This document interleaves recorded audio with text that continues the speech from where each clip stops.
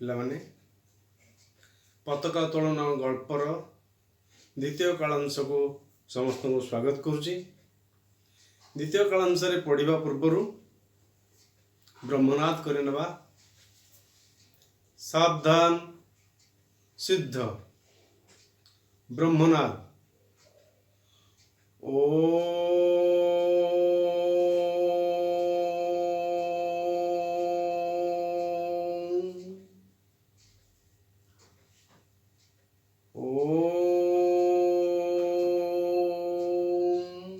शांति शांति शांति। सुस्थ पिलामाने आमे गत क्लास रे पताका उत्तोलन गल्पर गाल्पिक संपर्क रे पढ़ी। पताका उत्तोलन गल्पर गाल्पिक किए कहल? पताका उत्तोलन गल्पर गाल्पिक होचंदी कथाकार सुरेंद्र महांती। कथाकार सुरेंद्र महांती गल्प गल्प ग्रंथ उपन्यास जीवनी आत्मजीवनी भ्रमण कहानी तांकर समालोचना ग्रंथ सबु कृति आमे टिके टिके आलोचना करिथिले। आज ए पताका उत्तोलन गल्प विषय रे पढ़िबा। गत क्लास रे मु कहिथिली जे एई गल्प तीनोटी पीढ़ीर कथा कहिछि। तीनोटी पीढ़ी हेउछि जे प्रथम पीढ़ी होचंती राय बहादुर सोमनाथ महापात्र। मु कहिथिली गत क्लास रे जे आलोच्य गल्पर चरित्र माने तीन पीढ़ी बा तीनोटी समयर प्रतिनिधित्व करिसंती। सेमाने हेले राय बहादुर सोमनाथ महापात्र जी की प्रथम पीढ़ी। राय बहादुर सोमनाथ महापात्र होचंती प्रथम पीढ़ी। तांको स्त्री होचंती हेममाली। तांको स्त्री होचंती हेममाली। द्वितीय पीढ़ी अर्थात सोमनाथ महापात्रंको राय बहादुर सोमनाथ महापात्रंको पुओ हेउचंती अरुण। सी होची द्वितीय पीढ़ी। अरुणर स्त्री अर्थात सोमनाथ महापात्रंको पुत्रवधू हेउचंती अपर्णा। ये होची द्वितीय पीढ़ी। तृतीय पीढ़ी होचंती अरुणंको पुओ विजय जे कि राय बहादुर सोमनाथ महापात्रंको नाती। सोमनाथ महापात्रंको नाती अरुणंकर पुओ ये होची तृतीय पीढ़ी। अर्थात प्रथम पीढ़ी सोमनाथ महापात्र, द्वितीय पीढ़ी अरुण, तृतीय पीढ़ी होची विजय। गोटे कथा कहा जाइथिला गत क्लास रे जे स्वाधीनता प्राप्ति पाई से समय रे लोक माने घर छाड़ी पळौथुले आंदोलन करिबा पाई। महात्मा गांधी को डाकरा रे लोक माने आंदोलन करिबा पाई पळौथुले। प्रथम पीढ़ी रो लोक माने इंग्रेज मानकर पाखरे चाकरी करुथुले। से माने केबे हेले भारतीय मानकु सहयोग करुनथुले। द्वितीय पीढ़ी रो लोक माने स्वाधीनता आंदोलन रे झांस देइथिले। तृतीय पीढ़ी रो लोक माने स्वाधीनता आंदोलन को बा स्वाधीनता प्राप्ति को उपभोग कले। एही भली भावरे तीनोटी पीढ़ी कथा कहा जाइछि। आउ ए गल्प रे प्रथम पीढ़ी रो सोमनाथ महापात्र जेहेतु इंग्रेज मानकर पाखरे से पुलिस इन्स्पेक्टर थिले। जेतेबेले असहयोग आंदोलन हेला नॉन कोऑपरेशन मूवमेंट स्वाधीनता आंदोलन पाई जो असहयोग आंदोलन हला 1922 मसीहा बेलकू 2022 मसीहा बेलकू सेते बेले असहयोग आंदोलन रे महात्मा गांधी को डाकरा रे जो माने स्वाधीनता आंदोलन रे झांस देइथिले सेमाने घर छाड़ी पळई गले। इंग्रेज मानकु जेहेतु असहयोग कले सेथिपाई इंग्रेज मानक माध्यम रे बहुत कष्ट पाइले, निर्यातना पाइले। महात्मा गांधी जानिले जे प्रकृत रे एई असहयोग आंदोलन डाकराटा मस्त बड़ भूल थिला। सेथिपाई महात्मा गांधी कहिले जे हिमालयन ब्लंडर अर्थात मस्त बड़ भूल।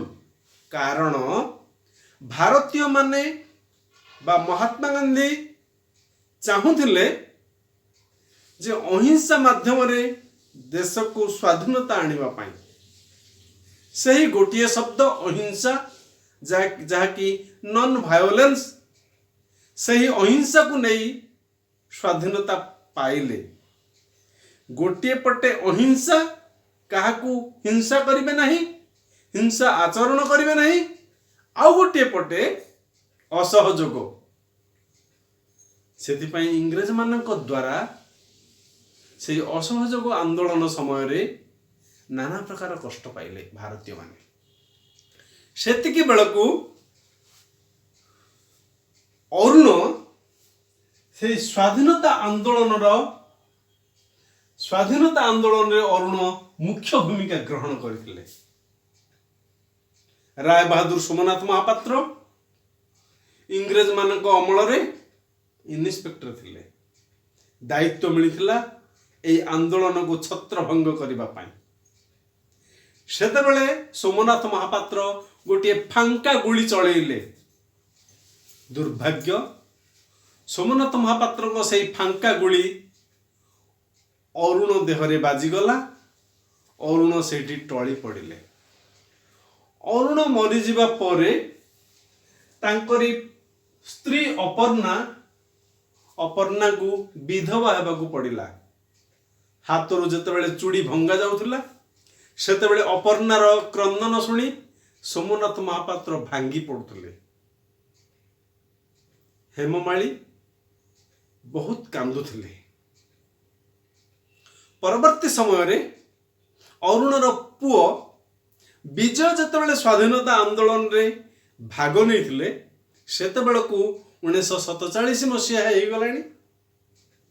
1947 मसीहा अगस्त 14 राति 12टा बेले इंग्रेज माने भारत छाड़ी पळई गले।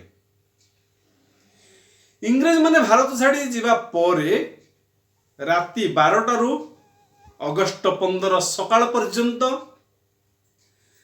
भारतीय माने विजय पताका उड़ौथुले, उत्सव पालन करुथुले। भारतर प्रत्येक सहर गाँ गंडा चारिआडे खुशी मनाउथुले। सकाळु सकाळु अगस्त 15 तारीख सकाळु सकाळु पताका उत्तोलन हला। अगस्त 14 राति 12टा ठारू अगस्त 15 सकाळ पर्यंत जो सबु कथा घटिछि सही विषय को मने पकई अतीतर 25 वर्ष तलर कथा को मने पकई से रातिक भितरे जहाँ सब मने पकईथिले सोमनाथ महापात्र, जहाँ सब घटना घटीथिला सेही घटना को नहीं आमर एई पताका उत्तोलन गल्पटी परिकल्पित। एथिरे गल्पटी रहिछि स्वाधीनता पूर्व अर्थात अगस्त 14 तारीख 1947 रातिर कथा। अगस्त 15 1947 पूर्व राति रे स्वाधीनता प्राप्ति जनित उत्सव पालन को राय बहादुर सोमनाथ महापात्र सहयोग करि पारि नाहंती। कारण से थिले ब्रिटिश सरकार को अनुगत पुलिस ऑफिसर, जहा फल रे अरुण को बंधुक चालना कर दी। अरुण मरी जाइछि। ब्रिटिश सरकार तरफ सनंद पत्र पाई, प्रमोशन होइछि, सबू होइछि, किंतु निज परिवार कथा चिंता कला बेलकू हेममाली कथा चिंता कला बेलू अरुणर माँ कथा चिंता कला बेलू अपर्णा कथा चिंता कला बेलू निजे राय बहादुर सोमनाथ महापात्र निजे राय बहादुर सोमनाथ महापात्र दुख कर 1947 मसीहा अगस्ट 14 तारिख राति 12टा पर जेतेबेले हेममाली जातीय पताका तले दीपटीए जाली शंखध्वनि करुले सेतेबेले राय बहादुर सोमनाथ महापात्र पहुंची जाइछन्ति बारण करछन्ति कारण इंग्रेज मानकर यूनियन जैक पताका बदल रे तांकरी घरे त्रिरंगा पताका उड़ी पारिबो नाही। विजय आसी प्रतिरोध कर विजय आसी राय बहादुर को ठेली देइछन्ति। राय बहादुर ऊपर महला रु तल महला पर्यंत गड़ी गड़ी आसी गड़ी गड़ी आसी तांको नाकरू रक्त बहिछि परे मुमूर्षु अवस्था रे तांको घर को निया जाइछि गल्पटी एतिक सरी जाइछि। जो भली दुखर कथा आ गोटे कथा होछि स्वाधीनता आंदोलन समय रे जो माने आंदोलन रे झास जाइथिले से माने पुरस्कार स्वरूप पाइछन्ति कोन पुरस्कार स्वरूप केवल स्वाधीनता ही पाइछन्ति आ किछि पाइ नांती। सेही समय रे अनेक परिवार रु वयोज्येष्ठ माने चली जाइछन्ति रोजगारिया पुओ माने चली जाइछन्ति तांकरी घरटी गरीब हो जाइछि तांकरी घर गरीब हो जाइछि खाइबा को पाइ नाहंती घर बड़ पुओ मरि जाइछि घरटी रे विधवा माने बंचुछन्ति कहीं भिकारी पलटि जाइछन्ति एही भली अनेक कथा घटिछि स्वाधीनता आंदोलन समय रे। एही पताका उत्तोलन गल्प रे केमिति राय बहादुर सोमनाथ महापात्र परिवार कथा कुआ जाइछि अरुणर कथा कुआ जाइछि विजयर कथा कुआ जाइछि हेममालीर कथा कुआ जाइछि अपर्णा केमिति विधवा पलटि जाइछि एही कथा कुआ जाइछि। एही तीनोटी पीढ़ीर कथा वर्तमान आमे पढ़िला बेले किछि किछि कठिन अर्थ आसीबो से सब को आमे देखिबा। सलाका कहले लंबा सरू काठी स्पर्धित कहले गर्वित निष्कृति कहले मुक्ति जीर्ण क्षय प्राप्त स्तब्ध जड़ बा निर्वाक पहली कहले प्रहलिका जाकि बारंबार आसे निर्घोष कहले उच्च ध्वनि प्रकृतिस्थ स्वाभाविक अनुरक्ति आसक्ति बा अनुराग गोलामी दासत्व अनुजोग दोषारोप निम्मक हारामी कहले कृतज्ञता बा अपकार। वर्तमान आमे पढ़िबा एई तीनोटी पीढ़ीर कथा मु पढ़ुची समस्ते बही देख। पताका उत्तोलन सुरेंद्र महांती कथाकार सुरेंद्र महांती 14 अगस्त 1947 Rai Bahadur Shri Somnath Mahapatra IP retired CBE OBE KCIE इत्यादि आखिरे छाई निद नथिला। अनेक प्रकार उपाधि पाइछन्ते राय बहादुर सोमनाथ महापात्र अनेक उपाधि भितर इत्यादि कह जाइछि केते उपाधि से पाइछन्ती इंग्रेज सरकार पाखरे गोलामीगिरी करी पुलिस इन्स्पेक्टर रही तांको आखिरे से 1947 मसीहा 14 तारिख अगस्त मासरे तांकर आखिरे रातिरे आखिरे निद नथिला छाई निद लागि आस्थिला। राति सेतेबेल को 12टा पाखापाखि अगस्त 14 1947 मसीहा राति 12टा पाखापाखि हठात शंख घंट हुड़हुड़ी और तोप प्रभृति मिलितर ऐक्यतान रे तांकर छाई निद भांगी गला। आखि मिलिमिली से बिछोना ऊपर उठी बसिले। रातिर शांत नीरव मुहूर्त जय स्वाधीन भारत की जय ध्वनि भितर क्षुब्ध और चंचल हो उठिला।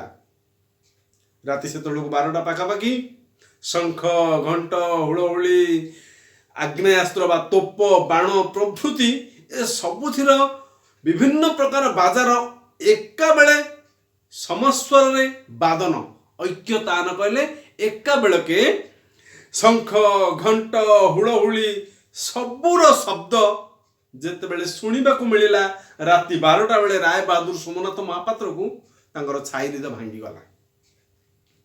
ଆଖି ମିଳିମିଳି ଆଖି ମନ୍ଥି ମନ୍ଥି ବିଛଣା ଉପରେ ଉଠି ବସିଲେ। ରାତିର ଶାନ୍ତ ନୀରବ ମୁହୂର୍ତ୍ତ କେବଳ ଗୋଟିଏ ଧ୍ୱନି ଭିତରେ ଆବଦ୍ଧ ଥିଲା। ସେ ଗୋଟିଏ ଧ୍ୱନି ଥିଲା ଜୟ ସ୍ୱାଧୀନ ଭାରତ କି ଜୟ। କାରଣ ଇଂରେଜ ମାନେ ରାତି 12ଟା ବେଳେ ଚାଲିଗଲେ, ଦେଶ ଛାଡ଼ି ଚାଲିଗଲେ। ଭାରତୀୟ ମାନେ ଉତ୍ସବ ମନେଇଲେ। ରାୟ ବାହାଦୁର ବିଛଣା ଛାଡ଼ି ଉଠିଲେ। ବାହାରେ ଜୟନାଦ କ୍ରମେ ବଢୁଥିଲା। ରାୟ ବାହାଦୁର ଗୋଟି ଗୋଟି କରି ଘରର ଝରକା କବାଟ ସବୁ ବନ୍ଦ କରିଦେଲେ। ଝରକା ପଟେ ଶବ୍ଦ ଆସୁଛି, କବାଟ ପଟରେ ଶବ୍ଦ ଆସୁଛି, କବାଟ ଝରକା ସବୁ ବନ୍ଦ କରିଦେଲେ। ବନ୍ଦ କରିଦେଲେ ମଧ୍ୟ ସେ ଧ୍ୱନି ଶୁଣିବାକୁ ମିଳୁଥିଲା। ଦେଖ, ତାହା ଯେପରି ଏକ ସୁତୀକ୍ଷ୍ଣ ଶଳାକା ରୂପେ ତାକୁ ବିଦ୍ଧ କରୁଥିଲା, ତାହା ଯେପରି ତାଙ୍କର ଚରମ ପରାଜୟର ଦୁଃସହ ଘୋଷଣା। ସୁତୀକ୍ଷ୍ଣ ଶଳାକା ଅର୍ଥାତ ଲମ୍ବା ସରୁ କାଠିଟେ ପେଟକୁ ଯଦି ମାରିବ ଯେମିତି ପେଟକୁ କାଟିବ, ସେହିଭଳି ଭାବରେ ବାହାରେ ଶୁଭୁଥିବା ଜୟଧ୍ୱନି ତାଙ୍କୁ ସେହିଭଳି ଲାଗୁଥିଲା। ଆହୁରି ଲାଗୁଥିଲା କ'ଣ, ଇଏ ହେଉଛି ପରାଜୟର ଦୁଃସହ ଘୋଷଣା। ସତେକି ସିଏ ପରାଜୟ ବରଣ କରିଛନ୍ତି। ଦୁଃସହ କହିଲେ କଷ୍ଟରେ ଯାହା ସହ୍ୟ କରାଯାଇପାରେ। କଷ୍ଟରେ ସହୁଛନ୍ତି ରାୟ ବାହାଦୁର ସୋମନାଥ ମହାପାତ୍ର। ବାହାରର ସେ ଜୟଧ୍ୱନି ତାଙ୍କୁ କଷ୍ଟ ଦେଉଛି। କାରଣ ତାଙ୍କ ଜୀବନ କାଳ ଯାକ ସେ ଇଂରେଜ ମାନଙ୍କ ପାଖରେ ପୋଲିସ ଇନ୍ସପେକ୍ଟର ଥିଲେ। ତାଙ୍କଠାରୁ ଦାନା ପାଣି ସେ ଖାଇଥିଲେ। ସେଥିପାଇଁ ସେ ଇଂରେଜ ମାନଙ୍କୁ କେବେ ହେଲେ ଘୃଣା କରୁନଥିଲେ।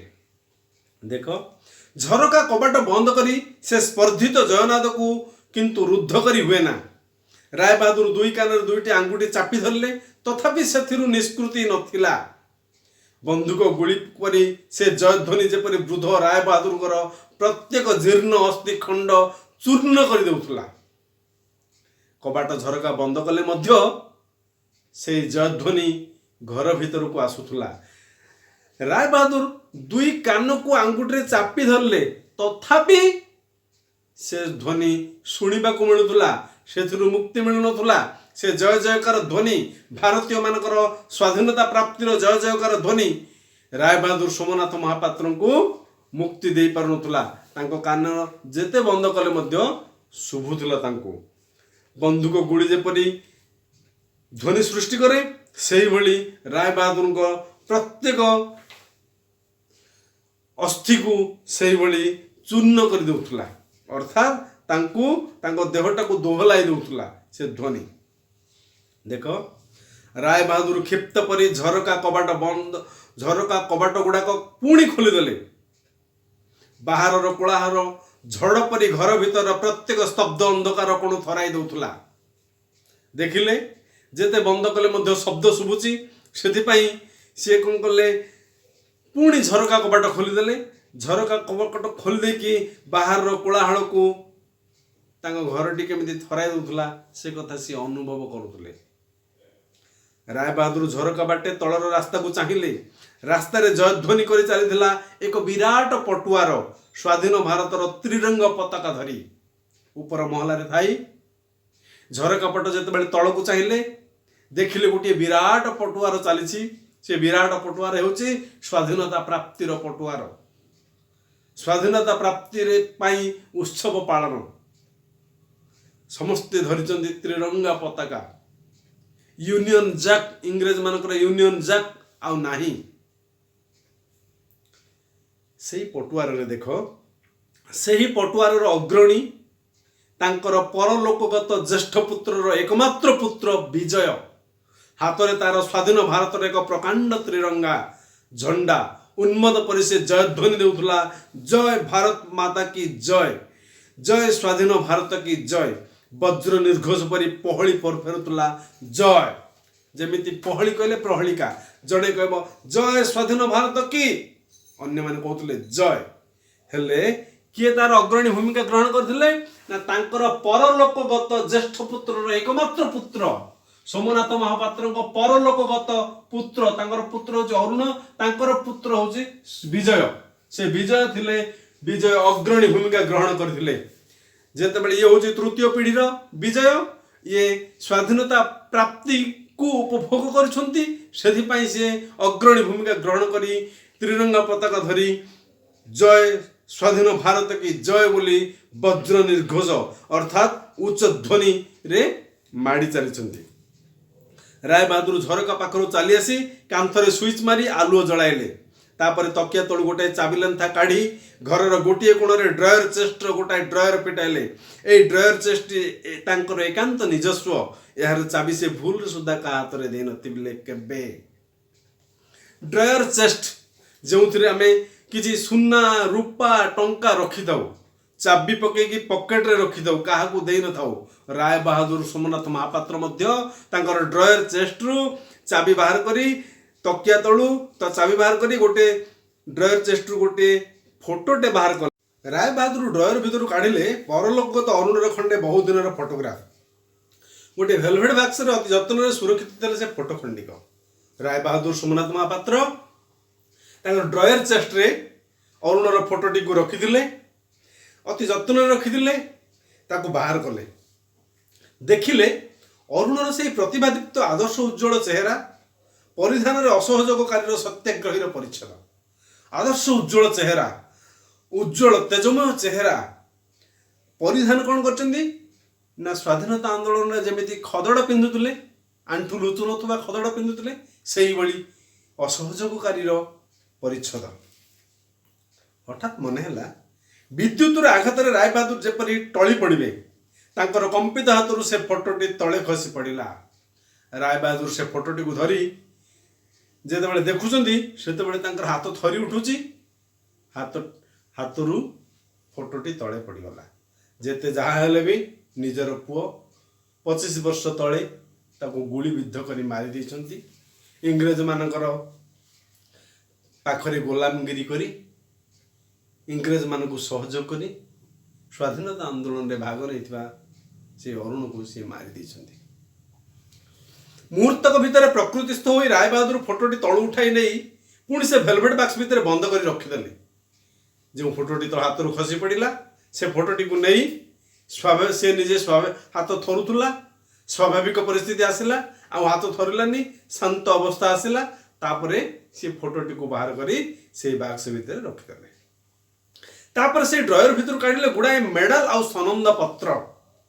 सनंद पत्र गुड़िक उपर इतिमध्य गोटाए हलदिया आस्तरण माड़ी गलानी राय बहादुर मुक्क परी चाहि रहिले एकदा विजय उज्ज्वल अतीतर से प्राणहीन स्मारकी गुड़ी विजय उज्ज्वल अतीत राय बहादुर सोमनाथ महापात्र जेहेतु इंग्रेज मानकर पुलिस इन्स्पेक्टर थिले पुलिस इन्स्पेक्टर थिबा समय रे जेते सब कार्य करथिले अनेक सनंद पत्र मिलिछि उपाधि पत्र मिलिछि अनेक दलिल मिलिछि से गुड़ाक सब से दलिल गुड़िक से उपाधि गुड़िक उपरे गोटे हलदिया आस्तरण आसीगलानी आच्छादन आसीगलानी से गुड़ी को राय बहादुर मुक्क परी चाहिए कौन हम से सनंद पत्र निज पुओ तो चली जाइछि अतीतर से विजय उज्ज्वल प्राणहीन स्मारकी गुड़िक कौन हम गोटे सनंद राय बहादुर कंपित हाथ धरी पढ़ा आरंभ कले गोटे उपाधि पत्रटी पढ़ा आरंभ कले कौन था इंग्रेज मानकर उपाधि सी देख 1923 साल रे खुद ब्रिटिश सम्राट द्वारा से सनंदटी प्रदत्त होता कौन से एक दरबार उपलक्ष्य से लेखा थिला ब्रिटिश सिंहासन प्रति आपणकर निष्ठा एवं अनुरक्ति महामहिम ब्रिटिश सम्राट को मुग्ध करिछि ब्रिटिश सिंहासन प्रति अतुलनीय अनुरक्ति पई आपण निजर डट डट डट डट देचंती कारण 1923 मसीह सेतबेले राय बहादुर सोमनाथ महापात्र ब्रिटिश सिंहासन प्रति अनुरक्ति आसक्ति बा अनुराग प्रकट करी निज पुओ को गुली विद्ध करथिले सेथिपाई तांको मिलिथिला सनंद पत्रटी से सनंद पत्रटी से पढ़ुथुवा समय रे राय बहादुर को दुई आखि आगे किए हठात जमी टाणी दे गला कुहुड़ीर गोटे पर्दा हाथरू से सनंद पत्रटा खसी पड़ा मनीष को जिते दुख आसे आखिर लुह भरी जाए सेतबेले आउ किछि दिसेनी कुहुड़ी भली देखा जाए राय बहादुर को सही भली देखा से आज की 25 वर्ष तले 25 वर्ष तले राय बहादुर को सनंद पत्र मिलता उपाधि प्राप्त होते निज पुओ कुमारी। चौरी चौरा विप्लव पर भारत में मंथर जातीय आंदोलन जड़ नाटिकाटी जागी एक नूतन स्पंदन। सन्त्रासवाद से दिन भारत जातीय आंदोलन आनी एक नूतन आभिमुख्य। चौरी चौरा विप्लव 1923 मसीहार कथा। सेतबेले जातीय आंदोलन रे ए जड़ नाटिकाटी जागी उठिला एक नूतन स्पंदन। से दिन एक नूतन जातीय आंदोलन आनी एक नूतन आभिमुख्य। कौन से आभिमुख्य? सेतबेले को पुलिस विभाग रे से जने अस्थायी सब इन्स्पेक्टर मात्र। जेतेबेले चौरी चौरा विप्लव हला सेतेबेले राय बहादुर सोमनाथ महापात्र जने वंदे मातरम सुजलम सुफलम मलयज शीतलम वंदे मातरम। राय बहादुर चमकी पड़िले। अरुकंठरे वंदे मातरम संगीतर आवृत्ति ठीक एहीपरि शुभुला। राय बहादुर छुटी गले झरका पाखकू। क्रमे वंदे मातरम ऐक्यतान गान अस्पष्ट रु अस्पष्टतर हो आसुला। तापरे जेतेबेले शोभा यात्रा बाहर थिला सेतेबेले वंदे मातरम शुभुला राय बहादुर सोमनाथ महापात्र को। झरका पाखकू से जाई देखिले आस्ते आस्ते शोभा यात्रा आगू आगू गलानी। आउ से वंदे मातरम ध्वनि अस्पष्ट रु अस्पष्टतर हो आसुला। तापरे अरुण तुम अन्याय करछ ब्रिटिश सरकार विरुद्ध में तुम द्रोहाचार केवल अन्याय नुहे। मते क्षमा करंतु स्वाधीनता मनुष्यर जन्मगत दाबी भारतर पवित्रतम दाबी। आपण कौन भारतीय नुहंती बापा ना ब्रिटिश सरकार गोलामी आपण देहरु? अरुण बोली चित्कार करचंती। चित्कार करी उठिले से दिन भाभी आईपी बहादुर CBBEKCIE। सेतेबेले तुम अन्याय करुछ अरुण बोली जेतेबेले राय बहादुर कहिसंती सेतेबेले अरुण कहिसंती जे स्वाधीनता हेउछि हमर जन्मगत दाबी। हमर दाबी आमे हासिल करिबु। आपण होचंती ब्रिटिश सरकार को गोलामी। एही बडी जेतेबेले जुक्ति तर्क चलीथिला सेतेबेले राय बहादुर सोमनाथ महापात्र चित्कार करी कहिसंती अरुण। चित्कार करी उठिथिले राय बहादुर सोमनाथ महापात्र अरुण ए मोर आदेश अन्याय आदेश मु स्वीकार करी नहीं केबे। अरुण एमितिका स्वाधीनता संग्रामी जे अन्याय आदेश को से स्वीकार करूनुले। राय बहादुर क्षिप्त पर चाबुक आघात कले अरुण को। राय बहादुर चाबुक अरुण को प्रहार कले। प्रहार कला परे तथापि अरुण तथापि अविचलित कंठरे जवाब देथिला आपण अन्याय करूछंती बापा। अरुण स्वाधीनता आंदोलन झांस देछंती किंतु राय बहादुर सोमनाथ महापात्र केवल इंग्रेज मानकर गोलामीगिरी करूछंती। एही समय रे जेतेबेले चाबुक प्रहार करुले सेही समय रे राय बहादुर स्त्री हेमा मालिनी रंधाघर भीतर दौड़ी बाप पुओं मझे ठिया हुई अनुजोग स्वर रे कहिले ए कौन करुच तमे? अनुजोग कहले दोषारोप। राय बहादुर को दोषारोप करी कौन करुच तुमे बोली गाली देथिले। राय बहादुर चित्कार करी उठिले एठू जाओ तमे बाहर कथा नहीं मुंड खेले बार तुमर किसी दरकार नहीं। जार दाना खाई मु मनीष तार निमक हरामी असंभव। हेममालिनी को गाली करथिले जे तमे एठू पळे जाओ तमर ए कथार मुंड पुरेबार किछि आवश्यक नहीं।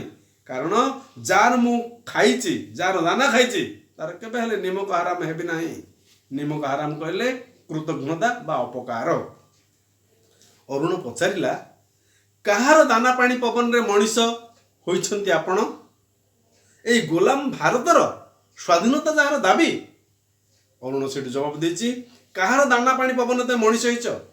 एई भारतर पानी पवन रे एई भारत एई गोलाम भारतर स्वाधीनता जार दाबी तारी पानी पवन ते मनीष होइछ। राय बहादुर से दिन आदेश देइथिले एई मुहूर्त रे घर तुमे बाहर जाओ अरुण तमे आज ठारू मोर तेज्य पुत्र। केमिदी चरम बाणी शुणे देले राय बहादुर सोमनाथ महापात्र आज ठारू तुमे तेज्य पुत्र बोली कहि देले अरुण को। तापरे अरुण से दिन जाइछि आ भूल रे केबे फेरिनी सुधा। से दिन ठारू अरुण घर पळै जाइछि भूल रे आ से घर फेरिनी। आज एतिकी थाउ एतिकी नेक्स्ट क्लास रे पुणी पढ़िबा। आज किसी प्रश्न कहबी से प्रश्न गुड़िकर उत्तर वर्तमान आमे आलोचना करिबा। राय बहादुर सोमनाथ महापात्र केउ पीढ़ीर प्रतिनिधित्व करती? ନା ରାୟ ବାହାଦୁର सोमनाथ महापात्र प्रथम पीढ़ीर प्रतिनिधित्व करती। एई गल्पटी पताका उत्तोलन गल्पटी केतोटी पीढ़ीर कथा कहिछि ना पताका उत्तोलन गल्पटी तीनोटी पीढ़ीर कथा को कहिछि, तीनोटी समयर प्रतिनिधित्व करिछि। एही भली भावरे आमे प्रश्न को प्रस्तुत करिबा। आज एतिकी थाउ, शेष कालांश रे बाकी सबुतक पढ़िबा। रहुछि, धन्यवाद।